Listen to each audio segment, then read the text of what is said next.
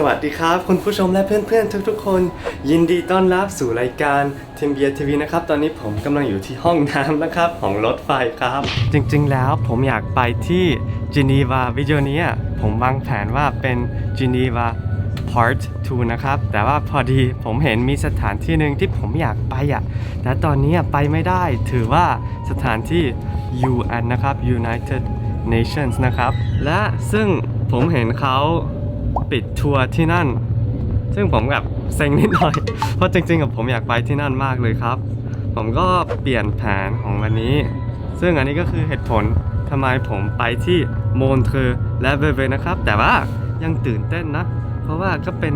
ครั้งที่แรกของผมที่ผมไปได้ที่นู่นเนาะโอเคปะไปดูกันครับโมนเทอร์เวเวเป็นยังไงบ้างครับตอนนี้หลายๆคนอาจจะคิดว่าเฮ้ยไอทีมนี้นั่งรถไฟชั้นหนึ่งแอบรวยนี่หว่าแต่แบบนี้ไม่ใช่นะที่ผมได้นั่งชั้นหนึ่งเพราะว่าผมได้ตั๋วพิเศษวันนี้คือพอดีช่วงนี้ทางการรถไฟของสวิตมีตั๋วราคาพิเศษคือสามารถใช้ได้ทั้งวันไปได้ทั่วสวิตและคุณสามารถอัปเกรดได้ราคา20 แฟรงค์นะครับสำหรับผมชั้นหนึ่งคุ้มอยู่เพราะว่าผมได้เดินทางแบบฟินๆและเรียนไปด้วยไม่ต้องกลัวคนจะเยอะหรือที่จะไม่พอนะครับสถานที่แรกที่เราจะไปวันนี้ครับถือว่าโมนเทอร์จากเมืองซิริคคุณสามารถเลือกได้หลายสายหลายเส้นทางที่ผ่านโมนเทอร์อันนี้คือเส้นทางที่ผมเลือกผมเปลี่ยนรถไฟครั้งเดียวที่อีเวอร์โดเลเบร์จริงๆผมไม่ได้คิดอะไรมากมายที่ผมเลือกเส้นทางนี้แต่ผมโชคดีมากเพราะว่ากับสายนี้คุณจะเห็นวิวสวยงามมากถ้าคุณนั่งฝั่งขวาครับโอ้โหทุกคนผมไม่ได้รู้เลยโมนเทอร์สวยขนาดนี้ผมรู้อยู่โมนเทอร์เป็นสถานที่ที่ดังแบบมีหลายเรื่องแบบที่น่าสนใจเกี่ยวกับสถานที่นี้ใช่ไหมผมรู้อยู่แล้วผมไม่ได้รู้สวยขนาดนี้เนาะและข้างหลังคุณเห็นไหนตรงไหนตรงนู้นไหนโอ้ยยากจังตรงเนี้ยคุณเห็นสแตชูของ Freddie Mercury นะครับเขาผมคิดว่าทุกคนคงพอจะรู้เนาะเขาเคยเป็นนักร้องของวง Queen นะครับและเขาเคยอาศัยอยู่ที่โมนเทอร์และคุณรู้จักเพลง Under Pressure ไหมเขาเรคคอร์ดเพลงที่นี่นะครับที่โมนเทอร์อันนี้ก็สาเหตุที่เขาตั้งสแตชูของ Freddie Mercury ที่โมนเทอร์นะครับโอเคตอนนี้ผมก็ฟินมากแล้วครับทุกคนและตอนนี้ผมกำลังเดินไปปราสาท Castle แต่ว่าไปเดินอีกนิดหน่อยเดี๋ยวก็คุยต่อกันครับคุณอาจจะเคยได้ยิน Montreux Jazz Festival คืองานคอนเสิร์ตดังทั่วโลกที่เขาจัดทุกปีที่นี่เช่นในปี 2019 อย่างนักร้องเอลตัน จอห์นมาร่วมงานด้วยนะครับปีนี้จะมีเฟสติวัลวันที่ 1 ถึงวันที่ 16 กรกฎาคมนะครับและผมอยากจะเพิ่มบอกว่าพวกนกที่อาศัยอยู่เขตโมนเทอร์ไม่ชอบโดรนของผมจริงๆเลยเดี๋ยวก็ไปปิ้งเลยเนาะ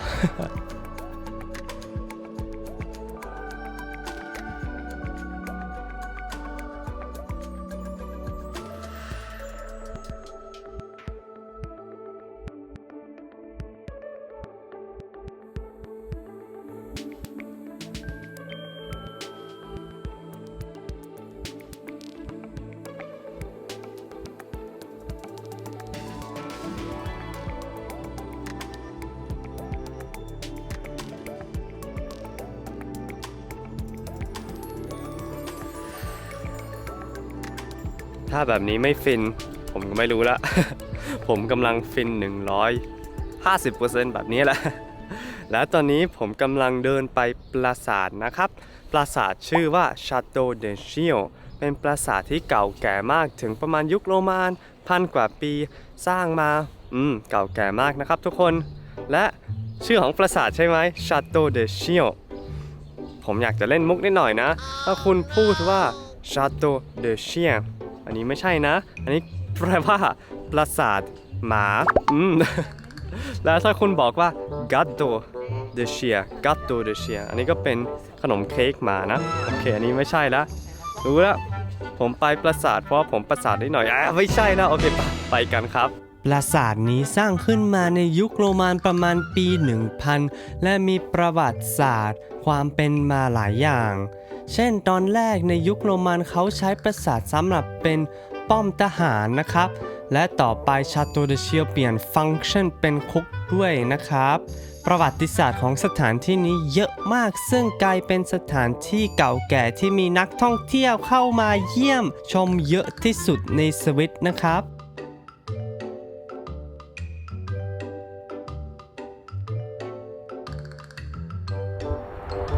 ตอนนี้ถึงปราสาทแล้วนะครับทุกคนแต่ว่าก่อนเข้าปราสาทที่โอ้โหใหญ่เนาะใหญ่มากจริงเนาะเซอร์ไพรส์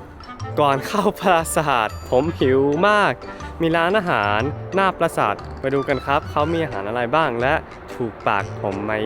โอเคปะ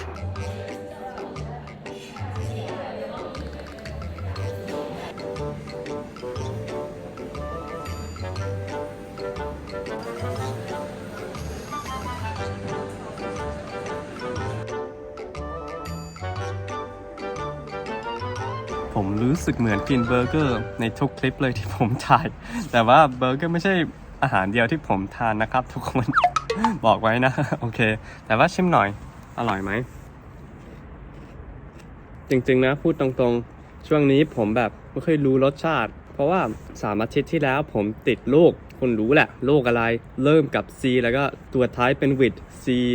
คนรู้แล้วโรคอะไรที่ผมติดมาแต่ว่าตอนนี้โอเคแล้วเพราะว่าผมได้ฉีดเข็มโมเดอร์นา2 เข็มแล้วก็มีไข้อยู่ช่วงนั้น3 อาทิตย์ที่แล้วถ้าตอนนี้ดีแล้วแต่ว่าสิ่งหนึ่งที่ยังไม่เคยดีซึ่งคือว่ารสชาติตอนนี้ผมกินเฟรนช์ฟรายได้รู้สึก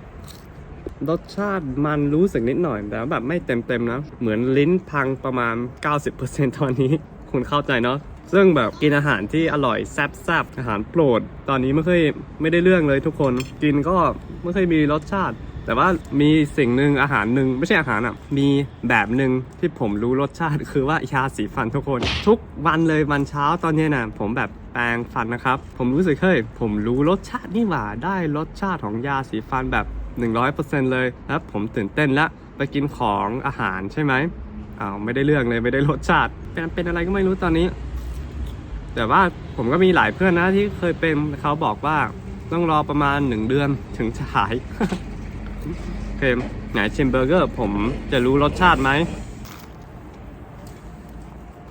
ไม่ได้รู้ ผมรู้อยู่แบบดาวได้รสชาติอาจจะอร่อยใช่ไหมแบบขนมปังกรอบและเบอร์เกอร์ร้อนนุ่มใช่ไหมแบบทายดาวได้อยู่แต่ว่าพูดจริงนะแบบ 90% ผมไม่ได้รู้รสชาติตอนนี้กินอะไรก็ได้ไม่ได้รู้รสชาตินอกจากยาสีฟันเนาะตอนนี้ผมจะกินเบอร์เกอร์นะแล้วก็หลังจากนั้นเราจะไปดูปราสาทด้วยกันนะครับโอเค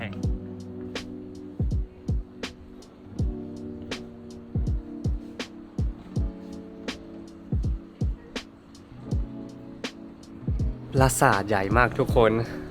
คุณรู้จักแบบ feeling ไหมแบบคุณอยากจะเดินเล่นเพลินเดินเล่นในปราสาทใช่ไหมผมไม่อยาก study map เลยตอนนี้ผมจะหลงทางหน้าวันนี้โอเคแต่ว่าไปดูด้วยกันว่าปราสาทเป็นยังไงบ้างโอเคครับผมเพิ่งเห็นแต่ว่าจริงๆก็ไม่ยากเพราะว่าเขาแบบให้เบอร์ใช่ไหมแบบ1 entrance 2 museum shop 3 4 5คุณก็เดินตามเบอร์ได้ใช่ไหม1 2ไหน3อยู่ตรงไหน3 3 ตรงนี้และ4 5 6 7 8 9เนาะเดินตามเบอร์ได้ไม่ยากนี่หว่าเมื่อกี้นี้ผมแบบขี้เกียจอ่านหาเนาะอันนี้ใช่ไหมโอเคเดินตามเบอร์นะ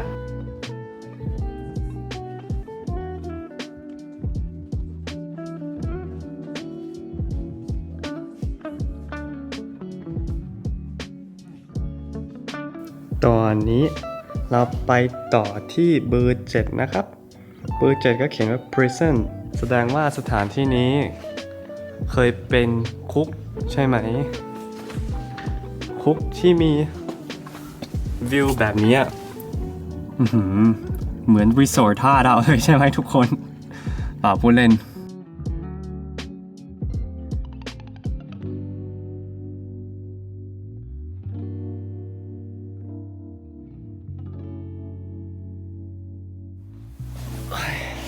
อันนี้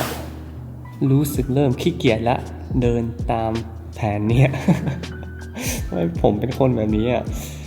ห้ามขี้เกียจวันนี้เนาะเราจะไปดูทุกเบอร์กันว่าผมจะไปดูทุกเบอร์แต่ผมจะอัดไว้ในคลิปเบอร์ที่น่าสนใจนะแต่ว่าสัญญาผมจะไปเดิน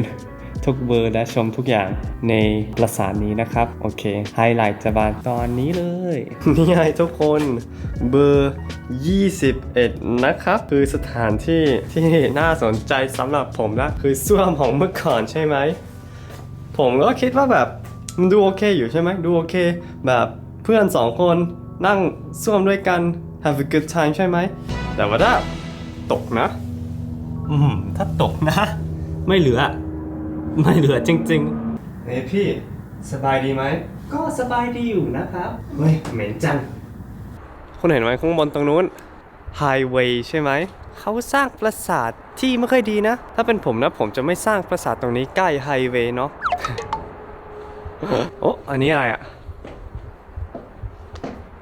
อ๋อขึ้นทาวเวอร์และมีวิวชัดเจน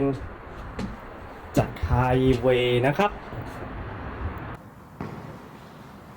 ผมว่าอันนี้ห้องที่เท่ที่สุดโอ้โหมานั่งเป็นไฟและคนนี้เป็นใครโอ้คนสมัยแต่จากที่ไหนและแขนฝั่งขวาไปไหนและเหยียบอะไรว้าวอันนี้ผมพูดตรงๆเลยอันนี้เจ๋งมากอันนี้คือว่านาฬิกาของเมื่อก่อนอะนาฬิกาสมัยเก่งเนาะคนเมื่อก่อนแบบยังไม่เคยมีเทคโนโลยีแต่ว่าทำนาฬิกาได้แบบเจ๋งมากๆอันนี้คือไฮไลท์โหอีกละนาฬิกาของเมื่อก่อนเจ๋งเนาะเท่มากๆแต่พูดจริงนะเมื่อก่อนอ่ะผมยังไม่เคยคิดเลยแบบเนี้ยสมมติเมื่อก่อนที่ยังไม่มีนาฬิกาเนาะสมมติ2คนเป็นเพื่อนกันผมกับเพื่อนอยากจะนัดพรุ่งนี้นัดกันยังไงเราจะนัดกันพรุ่งนี้เวลาไก่ร้อง3ครั้งแบบนี้เหรอหรือว่าเราจะนัดกันพรุ่งนี้เมื่อไหร่ดวงอาทิตย์อยู่หลังภูเขาแบบนี้ได้อยู่นะแบบนี้ได้อยู่ตอนนี้อยู่เบอร์สถานที่เบอร์40แล้วและผมเมื่อกี้นี่เดินมั่วนิดหน่อยแต่ว่าดีอยู่เนาะในปราสาทนี้เขาแบบเตรียมทุกอย่างดีมากเลยสำหรับคนนักท่องเที่ยวเหมือนผมที่แบบขี้เกียจนิดหน่อยเพราะมีป้ายเบอร์ทุกสถานที่เลยเคลียร์มากๆง่ายมากๆโอ้นี่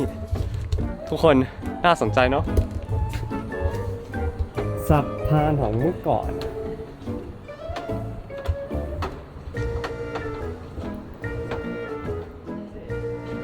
โอเค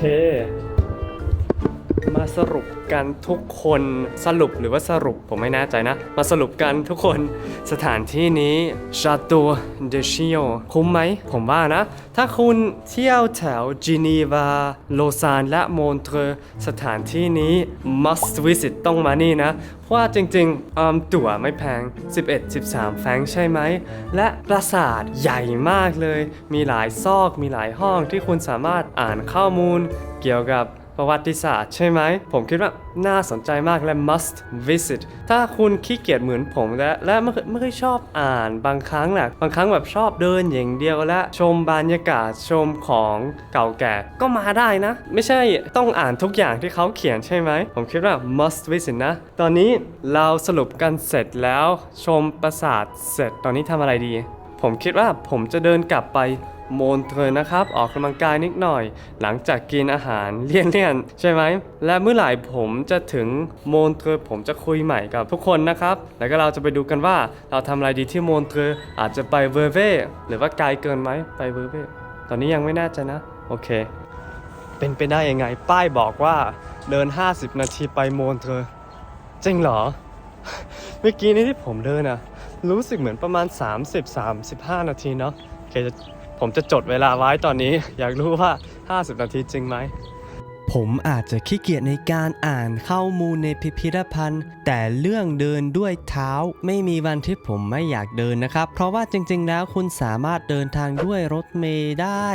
จาก Château de Chillon ไปที่โมนเทอร์นะครับใช้เวลาประมาณ17-20นาทีประมาณนั้นนะครับ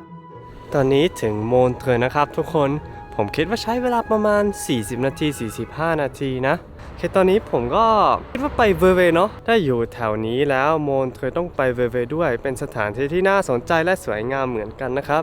โอเคเจอกันที่เวอร์เวนะเวอร์เวเป็นสถานอีกที่หนึ่งที่ดูคล้ายกับโมนเทอร์ติดทะเลสาบลักเลอโมเหมือนกันครับผมจากโมนเทอร์เราสามารถเดินทางด้วยรถไฟที่สะดวกมากห่างกันแค่ประมาณ 4-5 สถานีครับ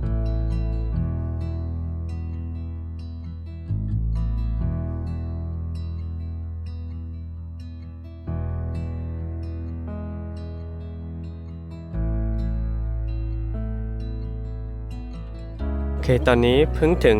เวอร์เวนะครับทุกคนโอ้โหฟินมากเลยฟินกว่าโมนเตอร์อีกทุกคนผมคิดว่าฟิน 200% เลยเว้ยเอาเพลงออกกับซิลิฟูฟิน 300% เลยใครรู้จักมั่งซิลิฟูวงเก่าแล้วแต่ว่า relaxing มากๆแบบเห็นวิวธรรมชาติภูเขาทะเลสาบและเพลงเพราะและหลังจากเวลาฟินหน่อยเราจะไปดูซ่อมกันเนาะซ่อมที่เวอร์เวคือสถานที่ดังอยู่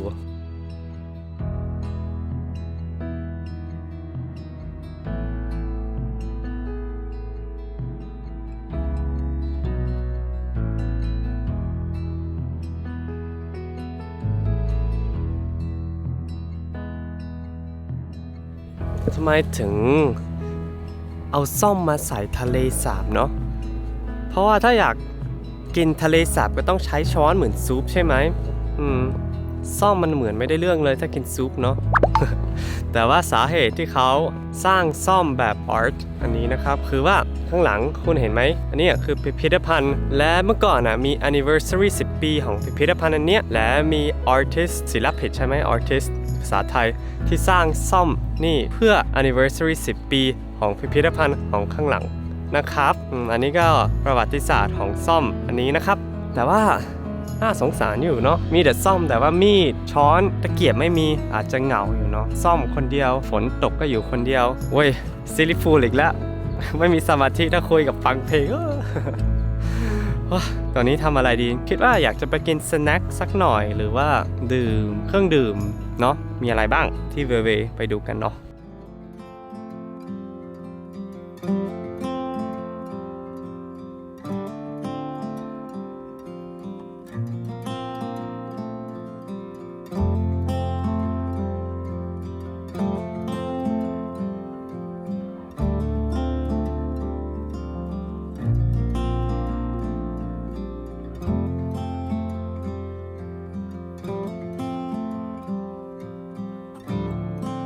ไอติมนะครับทุกคนอร่อยมากหลายคนอาจจะถามว่าเฮ้ยถ้าตอนนี้ไม่รู้รสชาติทำไมถึงซื้อไอติมใช่ไหมแต่ว่าจริงๆนะหลังจากซื้อไอติมเมื่อกี้ผมก็คิดว่าเฮ้ยทำไมถึงซื้อไอติมไม่รู้รสชาติอยู่ดีแล้วผมเริ่มชิมไอติมรสชาติเฮเซลนัทแล้วผมรู้สึกได้อยู่เนาะรสชาติรู้อยู่เนาะนิดหน่อยเริ่มจะมาแล้วผมหวังว่านะ ผมหวังว่ารสชาติเริ่มจะมาแล้ว โอเคระหว่างนี้ผมอยากจะบอกว่าขอบคุณมากนะที่ชมวิดีโอนี้ถ้าชอบนะกดไลค์หน่อย เป็นกำลังใจให้ผมและอย่าลืมกดแชร์และ subscribe ถ้ายังไม่ subscribe นะครับโอเคพบกันใหม่วิดีโอหน้าทุกคนบ๊ายบาย